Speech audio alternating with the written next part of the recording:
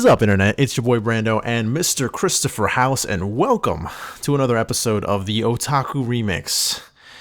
Chris, how are you holding up, buddy? Doing okay.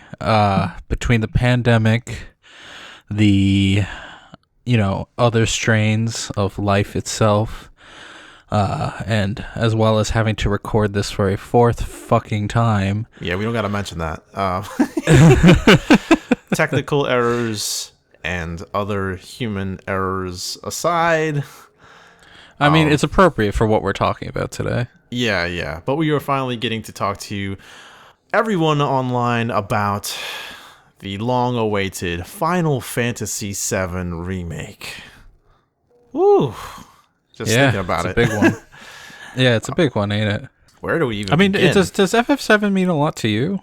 I mean, growing up, not really. I mean, I did really enjoy playing it as a youngster Joey, but like as a full-grown man, I mean, it's still probably the most memorable Final Fantasy growing up. Like, I never played 10. I was not a fan of 8, and I never got a chance to play 9 either. So I really grew up on like 12, 13, like very different. The troubles. Yeah. The trouble era. But yeah, no, 7 was it holds an interesting place in my childhood, but I wasn't like one of these people clamoring for the remake for like the last like 15, 20 years. I was just a guy that was, pleasantly surprised that they actually managed to pull it off. Okay, I get you. For me, I also didn't play. No, you said you played it as a youngster. I did not play it as a youngster. I didn't play any of the Final Fantasies when I was young. I only started playing them when I was like maybe 15 or 14, because I started with when they re-released a bunch of the originals on the GBA, and then kind of I was like, no, I need to play 1, then 2, then 3, then 4. I needed to play them in order, and then I soon realized that I didn't, but whatever.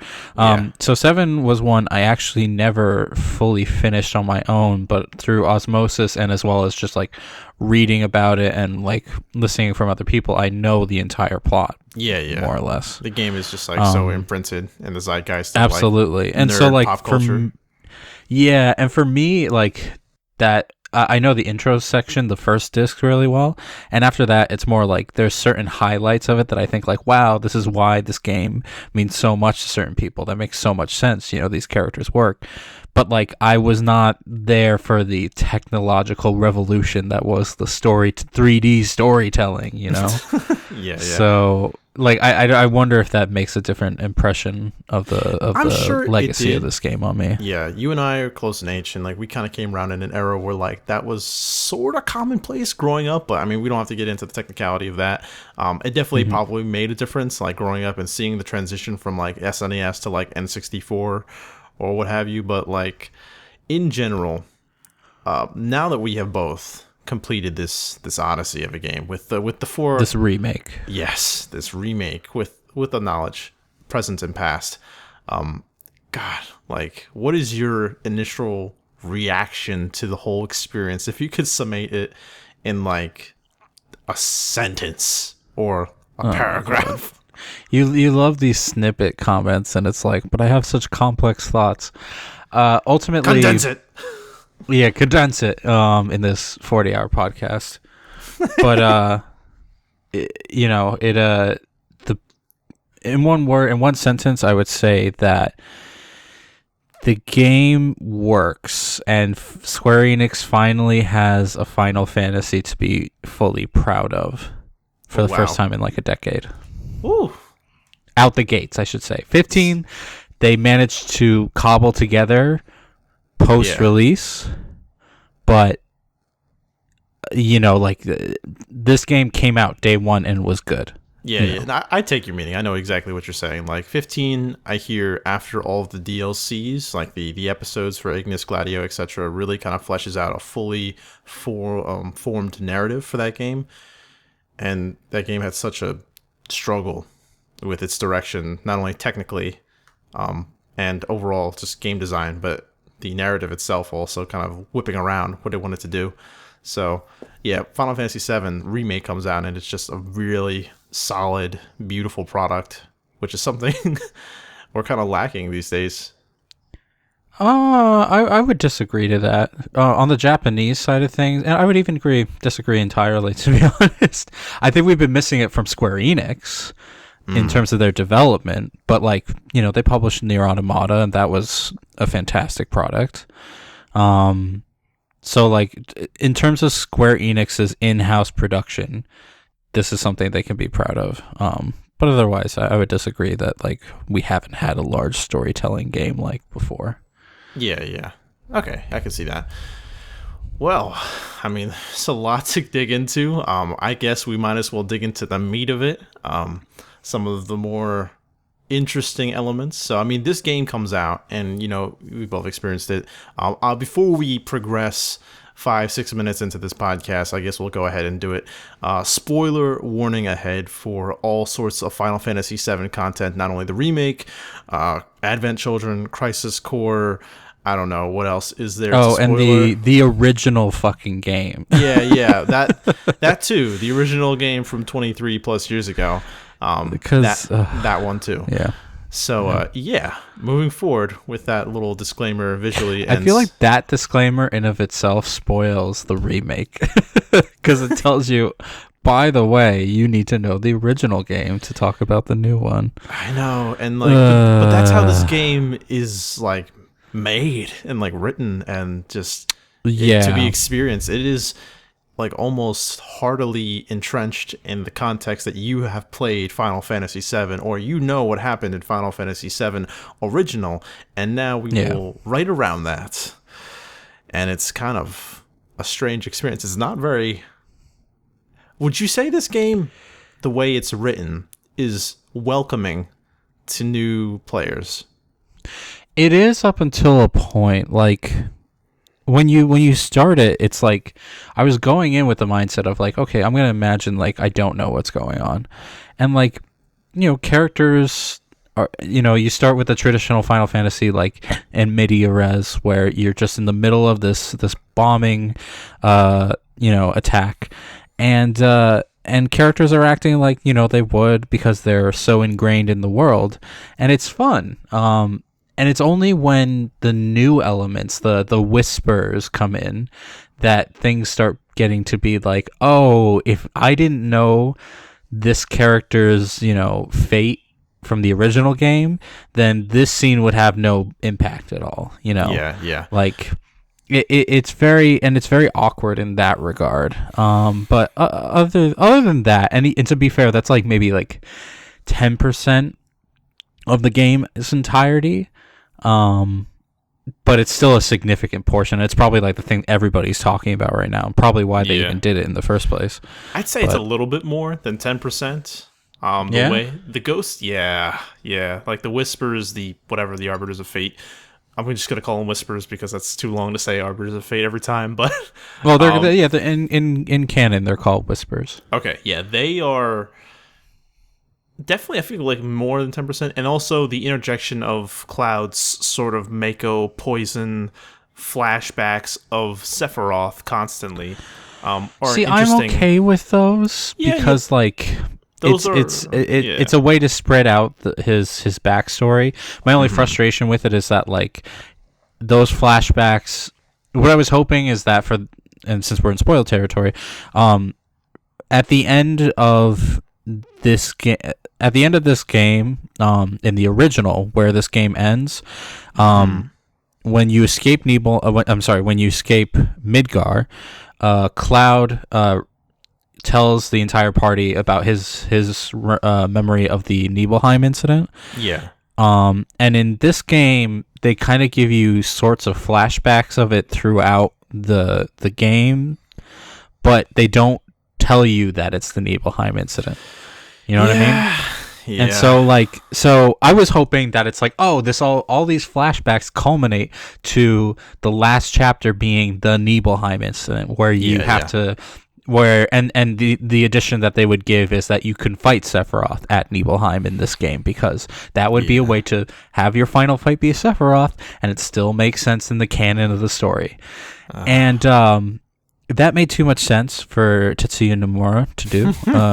So he decided to instead have this all our characters go into a pocket dimension and fight off Destiny herself before fighting Sephiroth for some fucking reason, and then give a bunch of cryptic bullshit, and it's like, all right, fuck it. We're already we're already wading into it. Let's just dive in. Let's talk a little bit about.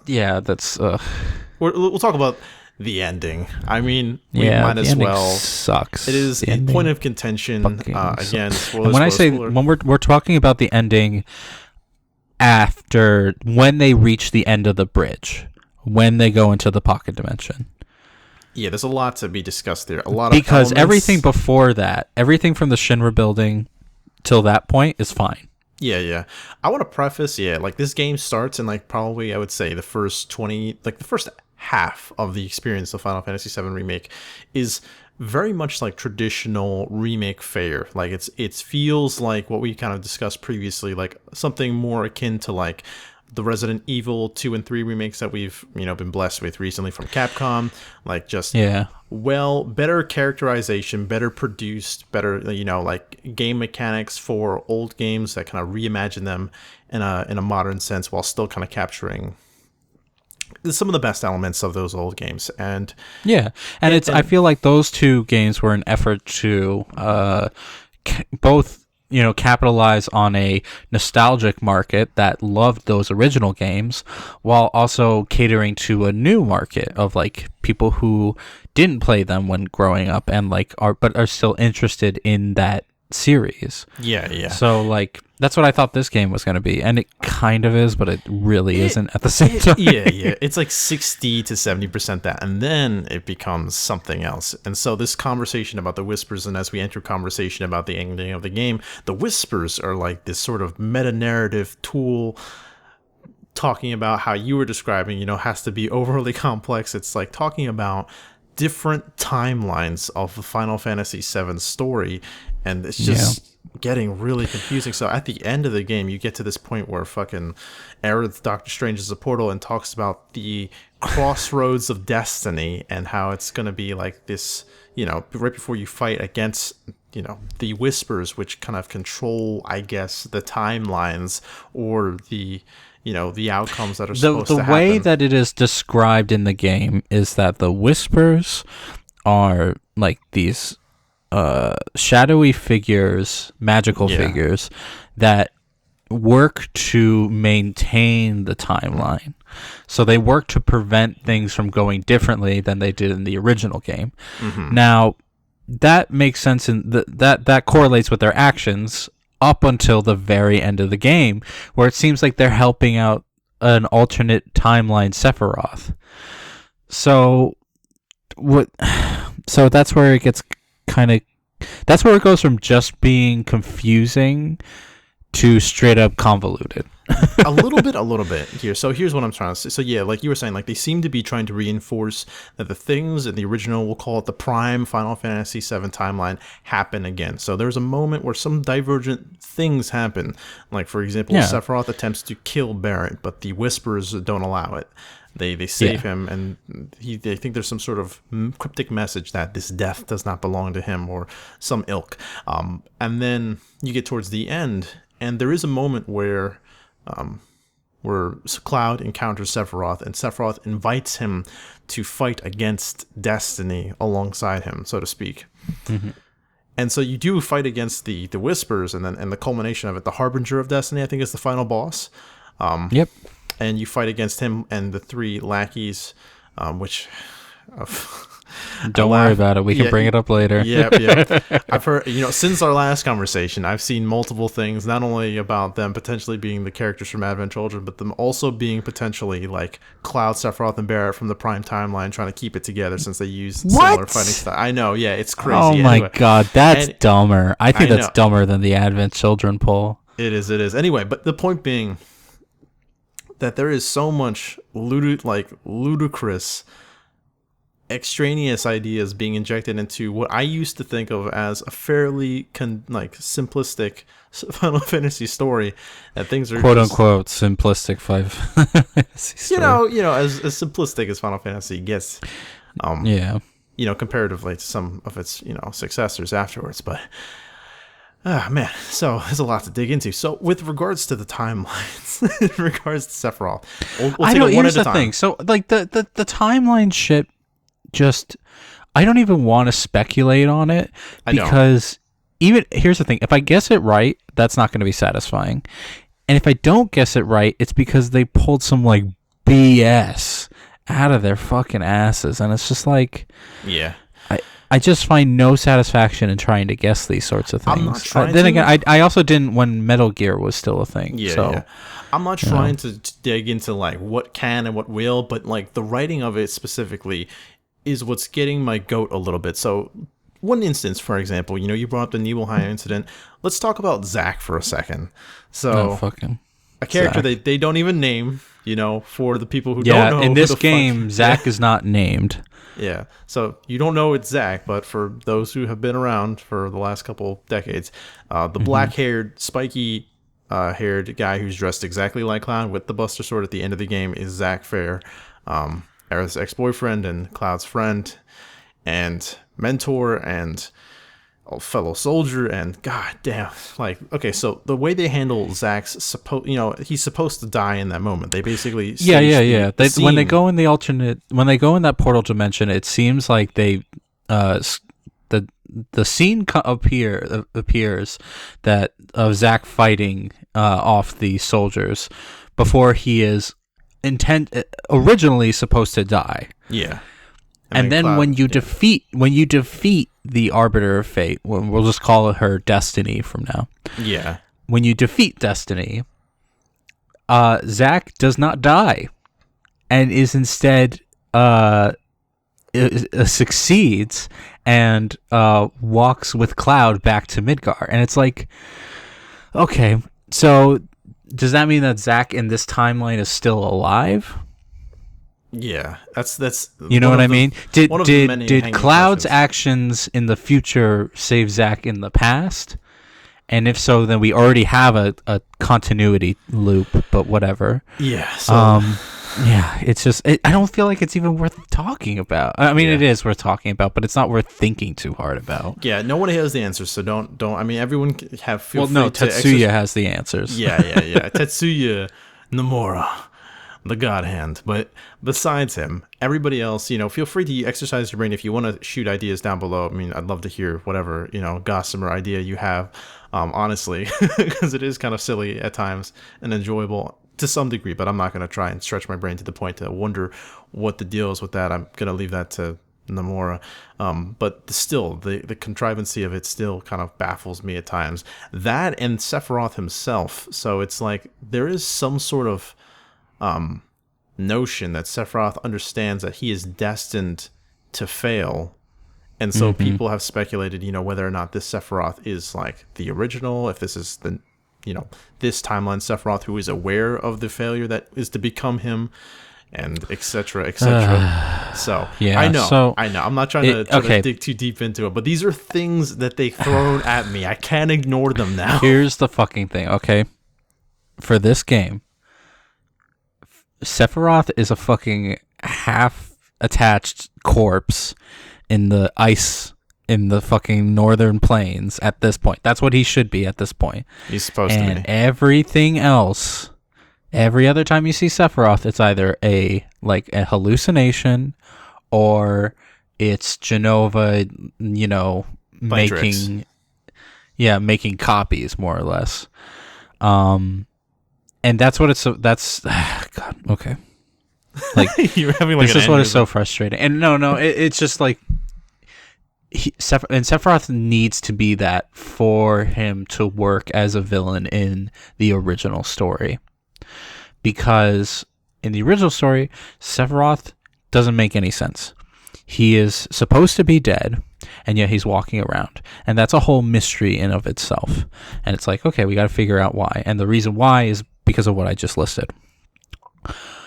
And then, but now it seems like we have a Sephiroth from a future timeline coming into our current present. Yeah, and it's I don't know what that means, to be quite honest. Nobody does.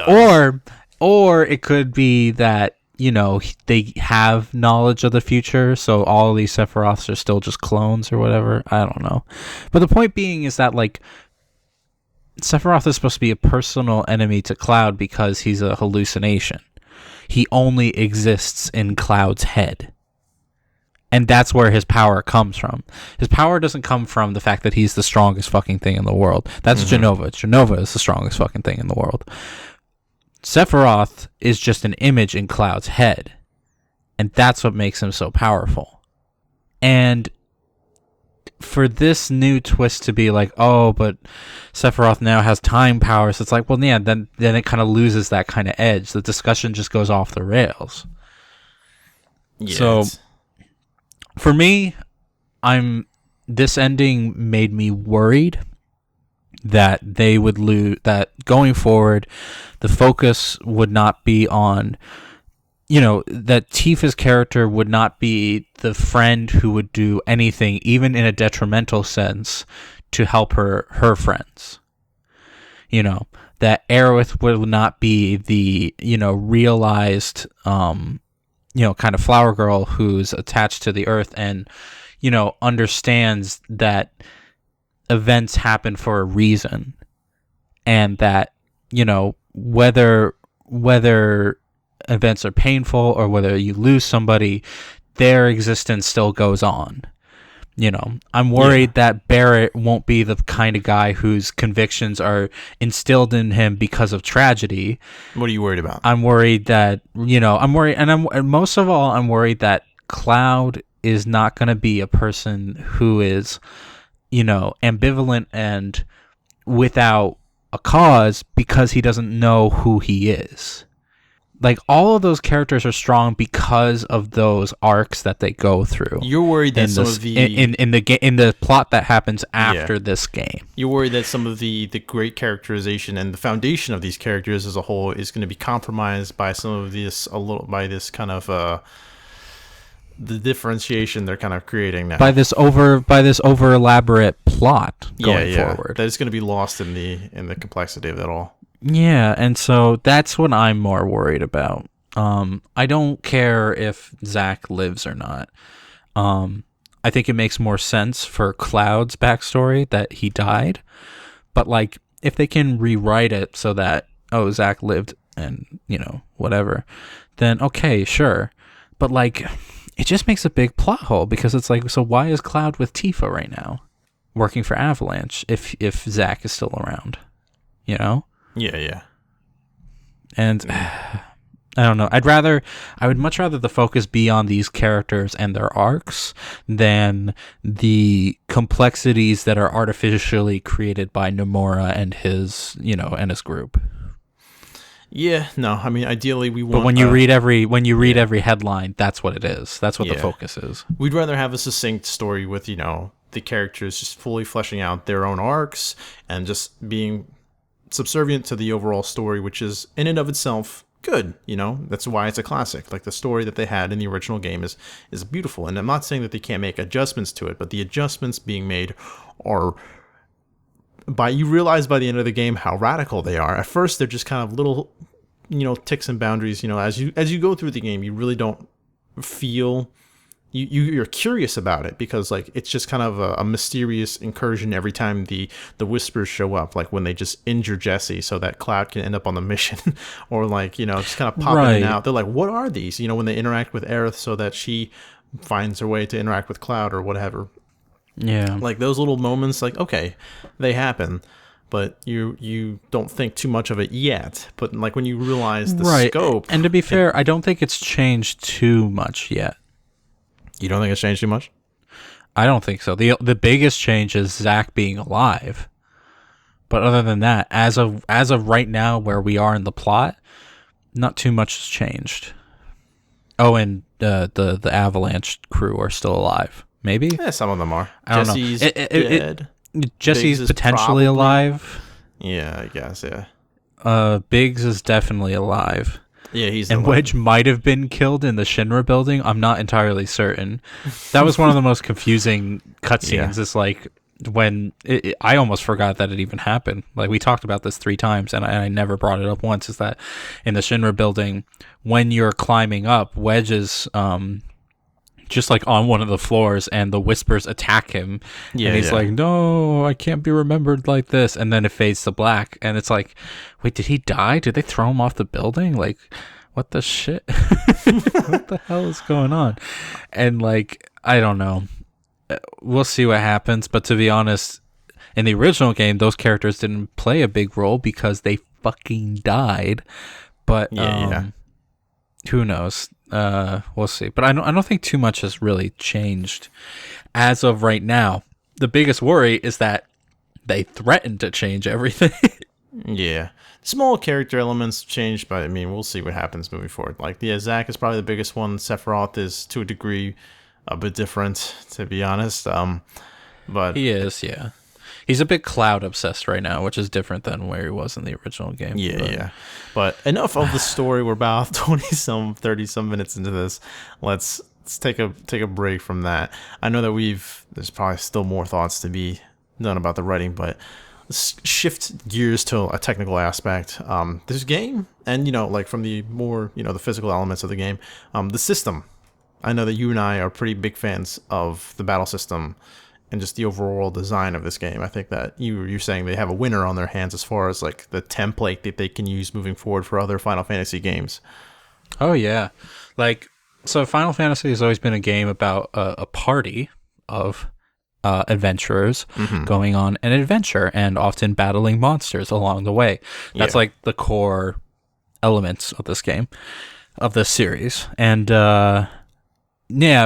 at 13, they couldn't really figure out how to let you control all of the characters. They let you control one, and then like let the battle just be boring from there, aside from the visuals. And then in 15, they had you only controlling Noctis on initial release. Apparently, the game's been updated so that you can control all 4 of the party members. Yeah, you can bounce between any of them at any time. But that wasn't on initial release, so that's why I wasn't too thrilled with it when it came out. And so now that they seem to have a really good handle on this system where you can bounce between party members mid-action, and whichever one you are controlling tends to gain more AP, so they're using more of their special abilities. And for some people, I heard there was a complaint that like because your AI controlled party members don't do their passive attacks as much, and they don't gain nearly as much AP, that you were often just saddled with one character. But for me, I thought it would like the character swapping was so smooth that like anytime I would use a special attack with one character, I'd immediately swap to another and start doing their passive and stuff like that. Yeah. If you ever see me play, like I'm constantly pressing, I don't even have to switch fully, but just R1 or L1 just to switch to their menus, and just use just so I can burn their ATB on something. I was constant. I feel like I really, really enjoyed this system. So like you were saying, like 13 at first glance seems like such a comparable system, but yeah, like you can only control one character, and it's like it's the paradigm system's fundamentally different, even though visually it looks the same. And then 15. A little bit more actiony, but it's got a different flow to it. This one has such a balance between like the kinetic elements of it, where you can move around. There are some time-based elements where you can block or parry with Cloud or whatever, and deal with flying enemies or whatever. But and the normal pacing of a JRPG with the ATB bar growing to do the abilities, to do the spells, and it's really fun and engaging and constantly challenging you to balance between those things. And it's interesting how they combine the kinetic aspect of a modern action game with the more strategic and like moment to moment aspects of turn-based combat. I think they really marry the two really well in this game, and I think that's what they should use going forward. And it seems like, and it's like you would think on a mechanical level, that would make the game run like shit. Like swapping characters on the go and, making time stop and then start again. You would think that would just make things like stutter, but I ran this game on the original PS4 and it runs fine. It runs fantastically. Like, sure, it's like 84 fucking gigabytes, but like, it's worth it for this experience. I wouldn't say it's perfect. I think the once you level up to a certain degree, fights become very like one-sided, where either they kill you very quickly or you kill them very quickly. But I think with a little more, I think if they work on their enemy designs a bit more to make enemies a bit more unique, and a little less like insta-kill robots, that they might have something on their hands. And I really hope that Final Fantasy 16, should that ever come out, can be structured around this. And just to end my thought train, I think that this episodic structure would work for a future Final Fantasy.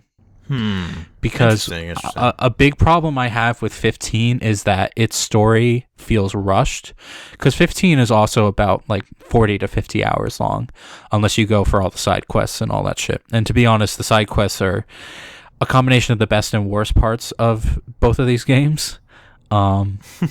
So I feel like they could be a bit more pick and choose with the side quests, like a little less. Don't try to be Monster Hunter. Don't try to have combat be your side quest, because that's our main quest. Have your side quests be those fun side mini games and shit like that.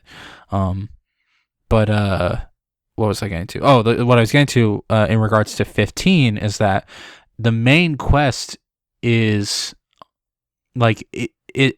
For those who haven't played 15, you play as a your main character comes from a city that is destroyed in the course of the game, and you never get a chance to go in that city and experience it. And that's such a discrepancy, I feel, in terms of like good narrative storytelling.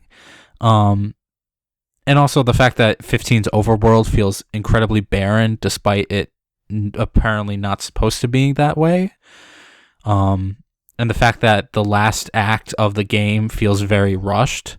Like in every Final Fantasy after, I think after 6, every Final Fantasy, you get a big world paradigm shift where it's like, we thought, the initial world is this, kind of friendly place with a few monsters, and then you go to a place that's like incredibly dangerous.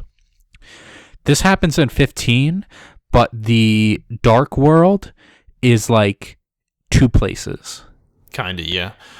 Despite it being a change to the entire world, the game only lets you go to 2 places because they didn't finish it.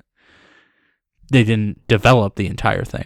Yeah. So what I think should have happened with 15 is that it should have had a similar like divvy that 7 is going through right now, where the first game should have been centered in the city that gets destroyed by the end of the game. Mm-hmm. The second game is you going out of the city and doing that overworld thing, and at the end, you have your big fight at the Venice city. I'm sorry for anybody who didn't play Final Fantasy 15. This must be very confusing. But and then the third game is the Dark World, the aftermath, and you resolving everything. Gotcha. And would I prefer these to be an all-in-one game? Absolutely. But it seems like Square Enix can't do that. That is not possible for them. Like, these 40-hour games, as they are, cost a certain amount of money to develop, and if they want to sell, these games as $60 units, they have to divvy them up. So I don't know. I hope FF7 Remake does well for them, and they use this as like the template going forward. I can see the pros and the cons of it.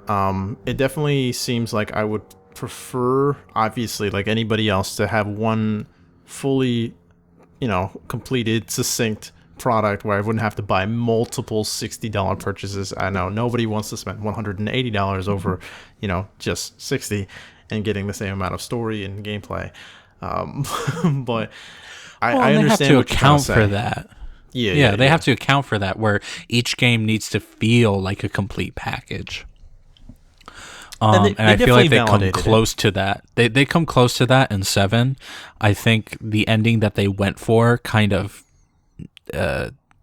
dissuaded it a bit. For some, it might feel satisfactory. For me, it's not. But I think, again, just make sure you don't pad these games out.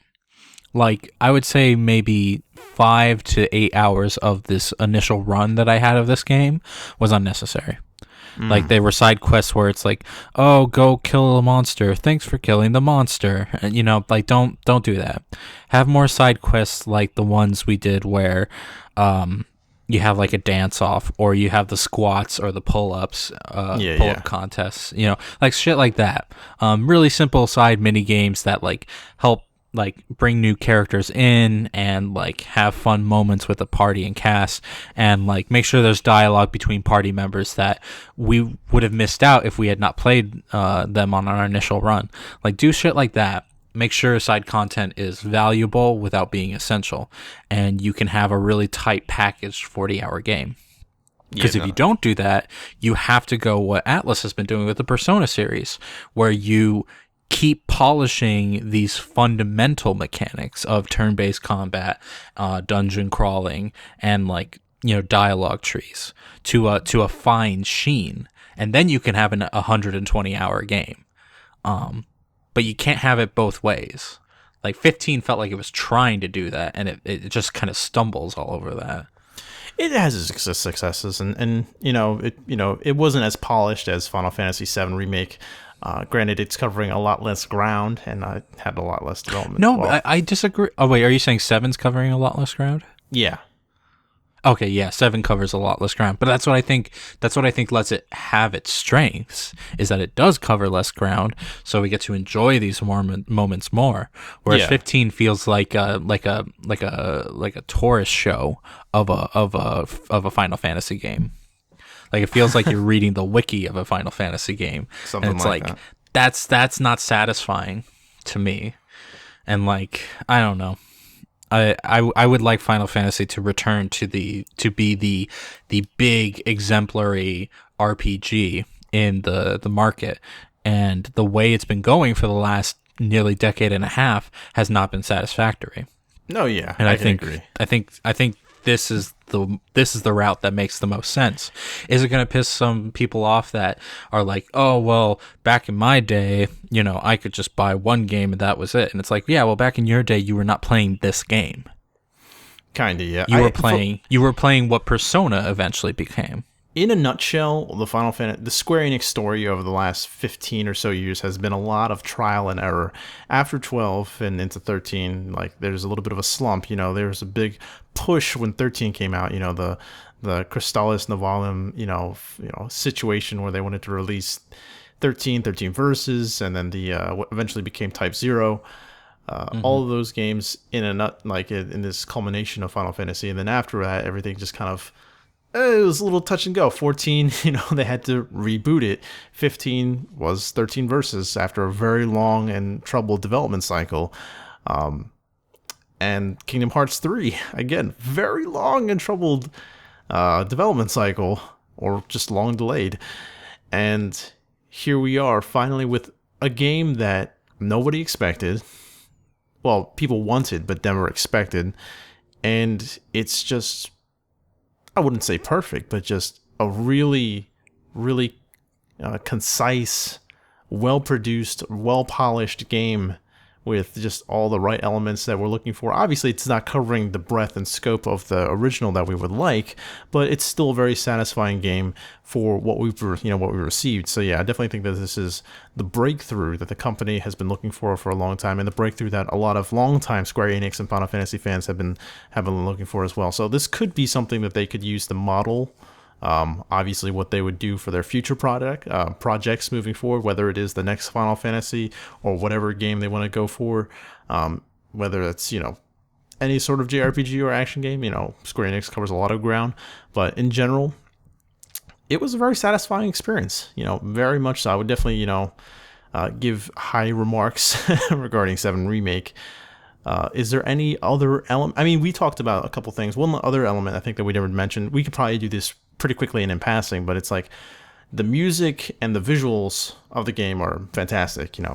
Like always. Yeah. But I feel like that those have been the few things that have been consistently good. Like 13's music is great. Oh, it's fantastic. 13 soundtrack is amazing. Up until like with notable exceptions. Yeah. Within them, but I think that can be said about almost any soundtrack. Yeah.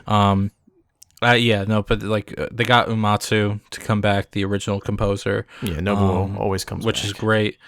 He doesn't always. He has his own fucking company now, and he can do whatever the hell he wants. But for 7, he was like, yeah, sure.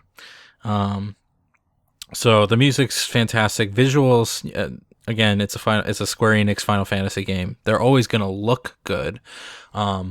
Some designs are still questionable. I'm not a big fan of Johnny or the Phantom Johnny. Thief Kyrie. He kind of looks like a dumber version of Brad from Virtua Fighter. And like if Brad decided to get hair that just went straight up instead.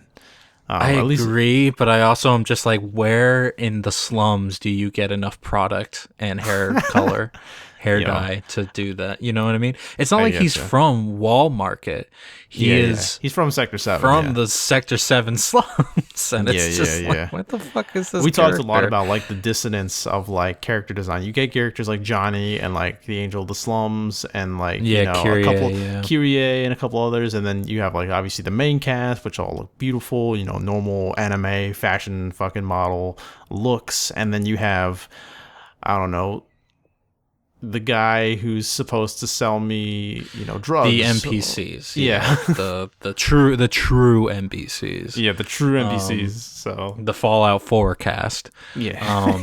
Like it literally looks like they ripped them out of Fallout 4 and just put them in here, and it's like, ooh, guys. With like moderately better character animations, or the kids in Sector 5. Kids in Sector 5 are okay. Maybe I give them a pass because they all have those dumb cardboard swords on their backs, but like they're okay. They're not great, but they're not terrible. Yeah. I think the adult shopkeeper NPCs are some of the standout worst ones. But I don't know. But I mean, like the important thing is the main cast, and they all look fantastic. Barrett's redesign is probably like at the top of the list. I know a lot of people are very happy with Tifa's new design, and she does look great. Aerith looks fantastic. Cloud is back to what I always preferred him to look as, like somewhat wiry, but not like dressed in black. I like how fucking rustic his like pauldron looks, like how it like the bolts are just like punching out of them. His shoulder thing. What else? Who else looks really good? I think Red 13 looks great as well. Hojo just looks like Steve Buscemi now, and it's like perfect. Hojo looks omega scumbag. I love it. It's great, and even the Shinra pres, like all the redesign. It's hard to call them redesigns when it's really just like a stylized update. Yeah. But all of them look great. The Turks look good. Oh my god, the Turks look fantastic. They're people you hate to love because they're such bad people, but they look so good. Like, I think I messaged you while I was playing the game. I was like, why is Rude so cool? I'm like, Rude is just common. I mean, yeah, but A, Common's pretty cool, and B, like, he's just a dude who does like haymakers all day, and it's like, man, that shit's dope. But yeah, like all the redesigns are great. Yeah. What else is like, yeah, as I said, like the polish is there. Although the only thing I think is and it's something that's become more apparent to me as I revisit and like hear comments from other people, is that the voice audio direction is kind of hit or miss. All the people they brought on are good. So all the voice actors are like, either exactly how you think this character would sound, or they just brought on a really good voice actress or actor. Like Jessie, who was a nothing character in the original. This time they hired Erica Lindbergh, I think her name is, and she is the voice of Minot and Futaba, and like she's getting so much work as the the girl everybody loves. You know what I was confused about? Not confused, or rather surprised, as I say, the voice actor they chose or have had in the past for Sephiroth, Tyler Hoechlin. I was like, yeah, he's the actor who plays Superman on Supergirl, and that's funny. And he's going to get his own Superman show coming up. And I'm like, wow, what the fuck? Because, like, that's only thing I've known him for is, like, a portrayal of Superman. To be fair, both of them have god complexes. So I think that works. I guess it goes in different directions, but, you know. Yeah, both of them want to throw meteors at the planet, whatever. Hey, man, Superman's just one fucking meteor that keeps hitting our planet.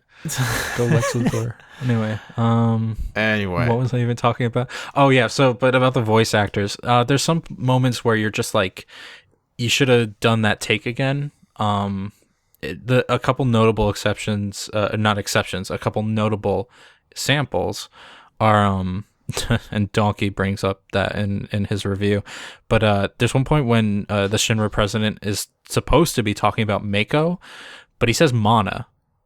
And it's like, you should have listened to the voice clip and made sure that he said the right fucking word. Okay. Small details like that.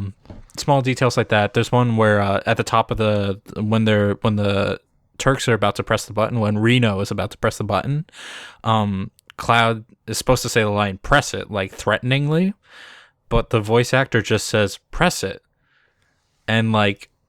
It's like, again, these are really important lines. You want to make sure that you get it right. Like, again, it's very hit or miss. I know some people complained about not Barrett's voice actor, but the way they took the character with his mannerisms. A lot of this is like a little bit with the writing, though. Like you mentioned, like with the press it, like just even the idea of him kind of like goading Reno into pressing the button for the thing is a little bit, you know. I think it was it was supposed to be as like press it and I'll kill you type of thing, and I'm okay with that. And I don't know, but in terms of Barrett, yeah, I could see that being an inherent design choice. yeah. Personally, I love Barrett's character, and I think him having so much charisma and energy works really well. And I've only heard a few people complain about like the stereotypical nature of his delivery. So maybe they can just go shove it. I don't know, but like.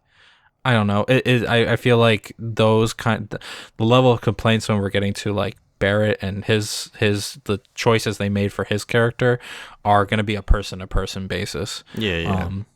And I always prefer something that is might offend somebody for the sake of being unique, than something that's just like safe, you know?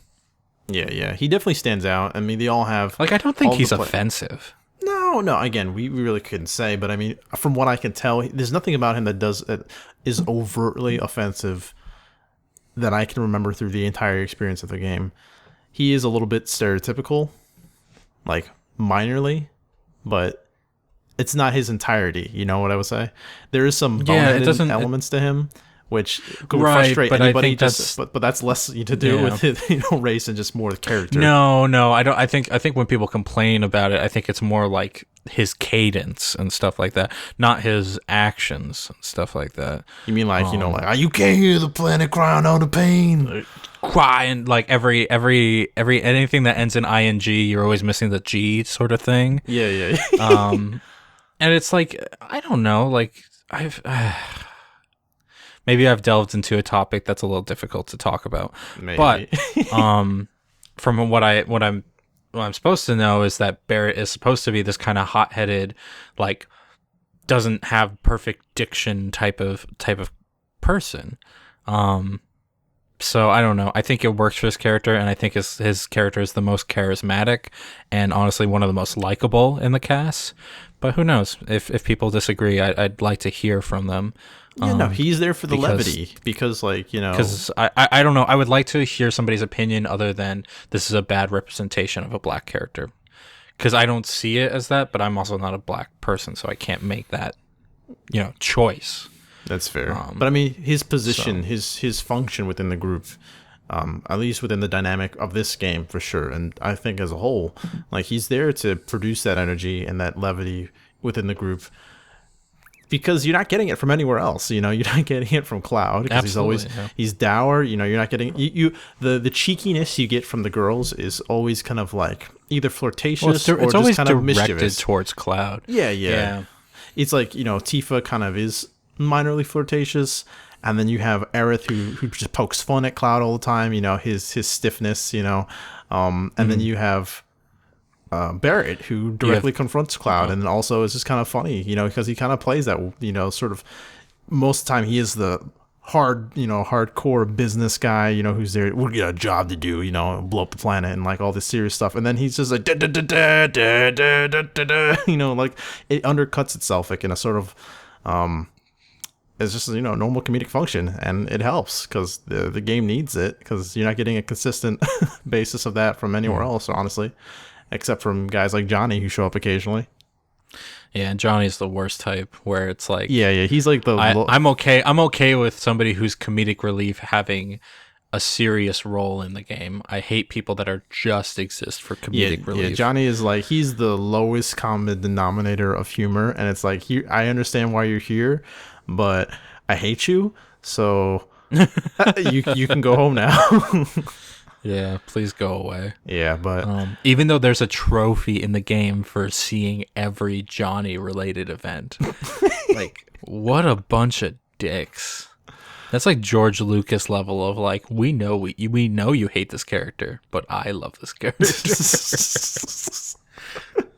Fuck off. Man. Jesus. Well, Johnny's aside, I think that we've covered a majority of what we wanted to talk about regarding Final Fantasy VII. Is there anything else that you wanted to talk about that I may have forgotten to bring up? No, just to like come back to it, because we did go on for a bit. I enjoyed the game. The ending only made me worried about the future products, and to be honest, I might like hold out and wait until I hear more about them. Because again, I think there's a lot of beauty in the character arcs that happen after this game. And to know that they might be changed is a bit worrying, but you know, it's Square Enix's game, and we'll see what they do with it. Yep. I mean, that's what we'll have to wait and see. I know that, you know, we'll see from game announcements and trailers and what have you, hopefully within the next 5 years. I know you're more optimistic, assuming it'll be in the next 2 to 3. I think I think it's in the next 2 to 3. I think it'll be 5, but we'll see. And I think I'm being generous, but when it comes out eventually, because they can't stop now, I'm sure they'll have some pre-release media, and we can see if they're either doubling down on these elements, the meta-narrative stuff that you probably aren't that interested in, or other people are, or if they're going to stick to, you know, the core narrative that should be there, you know, the original game and the good characterization that they've been building on within this first remake. So hopefully, or hopefully a tasteful mix of the two. We'll see. We will indeed. But yeah, I think that's all we've got for y'all today. So we hope you guys enjoyed our conversation regarding Final Fantasy VII. If you guys have played it, have thoughts of anything we talked about, whether it's the ending, whether it's the visuals, whether it's the music, whether it's Barrett, whether it's whatever you want to talk about, I would genuinely like to hear people's opinions on Barrett, and more so if like, yeah, again, if you can maybe speak on the matter a bit more than I myself can. Yeah, we are curious to hear your thoughts, so shout it down below in the comment section. We'd love to hear it. If you had fun, hit the like button. If you also had fun, even more so, hit the subscribe button so that you can get more Otaku Remix conversations moving forward. But that's all we've got for you guys this time, so obviously stay safe out there. Have a good day. Have a good life. And we will see you all next time.